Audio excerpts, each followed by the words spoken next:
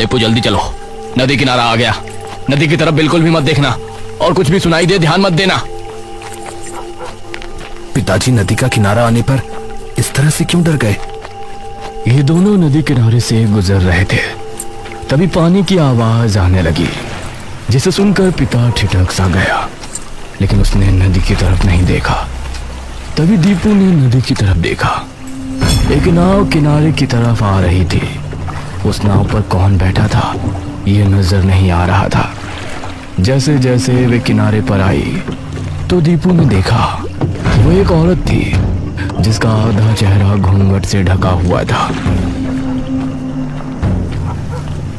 किनारे पर आकर वो रुक गई और हाथ के इशारे से दीपू को बुलाने लगी। पिताजी, वो हमें बुला रही है। ये सुनकर पिता बुरी तरह डर गया। मैंने कहा था ना, उसकी तरफ मत देखो, अब भागो जल्दी से। ये दोनों अब वहां से तेज तेज भागने लगे और वो नाव वाली औरत वहीं खड़ी रह गई।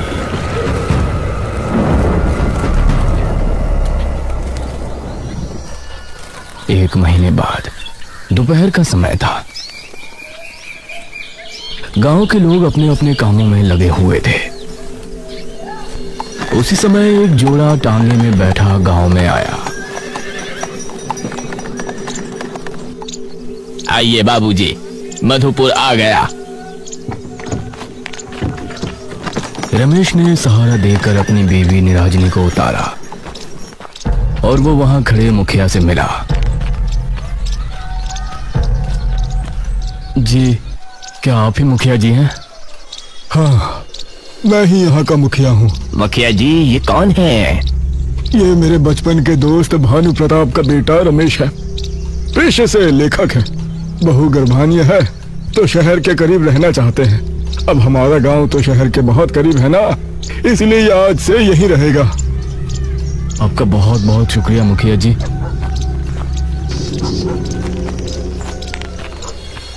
रमेश और निराजनी घर में रहने लगे जो नदी के करीब ही था। रमेश एक अच्छी सी कहानी लिखना चाहता था और अपनी नई कहानी शुरू करने की तैयारी में था। रात के 10 बजे मोहिनी और मोहित हाथ थामे टहल रहे थे। मोहित, तुम हमारे रिश्ते की बात अपने बाबूजी से कब कर रहे हो? अरे करेंगे भाई, अभी पहले बलवीर भैया की शादी तो होने दो, वरना बाबूजी कहेंगे बड़े की शादी नहीं हुई और छोटा फुदक रहा है। नदी किनारे अजीब सी शांति छाई हुई थी। चलती हवाएं माहौल को सुहाना बना रही थी। ये दोनों भी बातें करते करते नदी किनारे पहुंच चुके थे। कितना सुहाना मौसम है ना? हाँ, नदी भी कितनी खूबसूरत लग रही है। दोनों नदी किनारे बैठकर बातें करने लगे। कितना अच्छा होता कि कोई माझी होता तो हम दोनों उसकी नाव में नदी की सैर कर सकते। हाँ, बहुत अजीब बात है कि हमारी नदी में माझी क्यों नहीं आते, वरना मन तो मेरा भी बहुत करता है। तभी पानी की कलकल की आवाज आनी शुरू हुई। दोनों को सामने से वही नाव आती नजर आई जिसके अंदर घूंघट वाली माझी बैठी थी।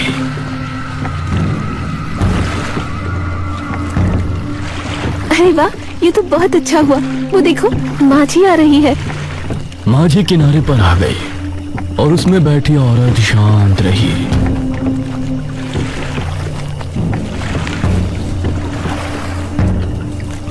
काकी, क्या आप हमें नदी की सैर करा लाएंगी? इस पर उसने हाँ में सिर हिलाया। अरे वाह, चलो। दोनों एक एक करके उसकी नाव में बैठ गए और फिर उस औरत ने नाव चलाना शुरू किया। धीरे धीरे नाव आगे बढ़ रही थी। पानी की आवाज बहुत ही मधुर लग रही थी और ये दोनों बहुत खुश थे। मोहिनी ने पानी हाथ में उठाकर मोहित पर फेंका। ये लो। अरे, तो मोहित ने भी वही क्रिया दोहराई और फिर दोनों हंसने लगे। नाव अब नदी के बीचों बीच थी और वो माझी बिल्कुल चुपचाप नाव चला रही थी। ये कुछ बोल क्यों नहीं रही है? जी, क्या आप सच में कोई माझी है या फिर आप भी हमारी तरह शहर को निकली हैं?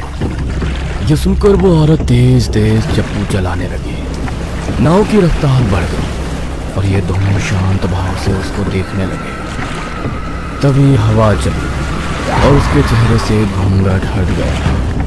उसकी चाल, चमकती आंखें और भयानक चेहरा जैसे इन दोनों ने देखा तो इनके डर का ठिकाना नहीं रहा।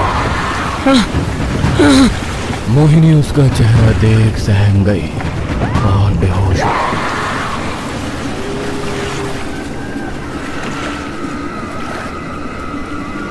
कुछ देर बाद मोहिनी की आंख खुली तो वो किनारे पर अकेली पड़ी थी।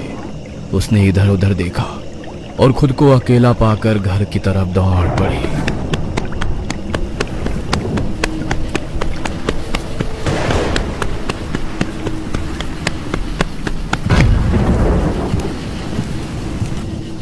मोहिनी, अरे तुम कहाँ गई थी और कहाँ से आ रही हो इतनी रात में? मोहिनी बहुत डर में थी, लेकिन अपने पिता को मोहित के बारे में बता नहीं सकती थी, इसलिए वो चुप ही रही और उसके पिता ने उसे घर के अंदर भेज दिया। उसको मोहित की चिंता हो रही थी। शाम होने पर उसको अजीब अजीब आवाजें सुनाई देने लगी, जैसे कि कोई माझी तेज तेज चप्पू चला रही हो। ये चप्पू की आवाज यहाँ कैसे आ रही है? उसने खिड़की खोलकर देखा तो उसको अपनी आंखों पर यकीन नहीं हुआ। उसने देखा कि सामने वही औरत नाव के अंदर खड़ी है। उसकी माँ उसकी चीख सुनकर वहां पहुंची। क्या हुआ बेटा? मोहिनी ने खिड़की की तरफ इशारा करते फिर से देखा, माँ वो? लेकिन इस समय खिड़की के बाहर उसका बगीचा नजर आ रहा था। ये देखकर मोहिनी के मुंह से आगे कुछ नहीं निकला। रात होने पर मोहिनी सोने के लिए बेड पर पहुंची। करीब 1 बजे जब वो गहरी नींद में थी तभी उसको अपने पैरों पर कुछ गीला महसूस हुआ और उसकी आंख खुल गई। कौन है? लेकिन आंख खुलते ही उसने पाया कि उसका बेड नदी के बीच तैर रहा है और वही घूंघट वाली औरत अपनी नाव में बैठी उसकी तरफ आ रही है। ये सब क्या है? मेरे साथ क्या हो रहा है? क्यों मेरा पीछा कर रही हो? तभी उसे किसी ने हिलाया तो वो अपने सेंस में आई।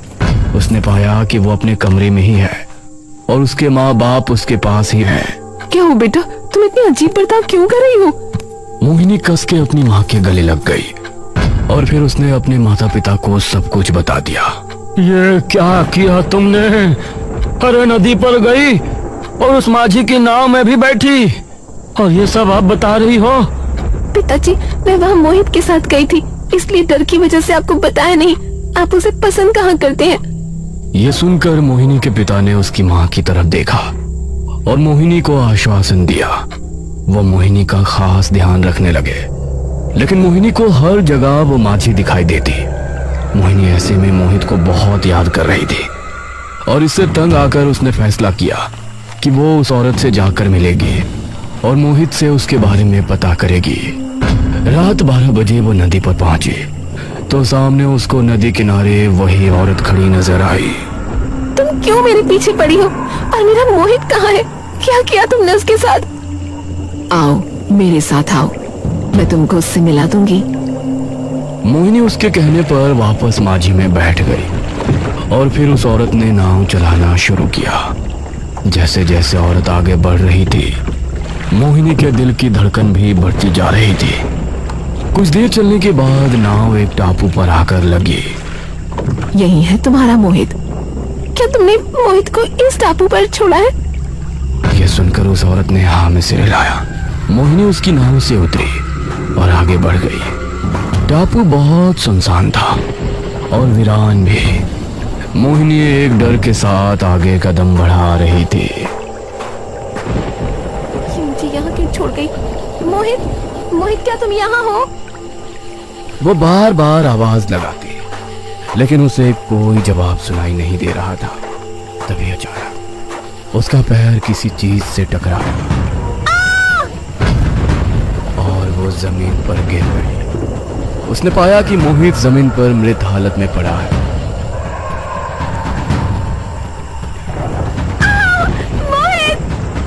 मोहिनी अब चीखती चिल्लाती वहां से वापस नदी की तरफ भागी। तभी वही नाव वाली औरत अचानक से उसके सामने आ गई और भयानक अंदाज में बहुत जोर से चिल्लाई।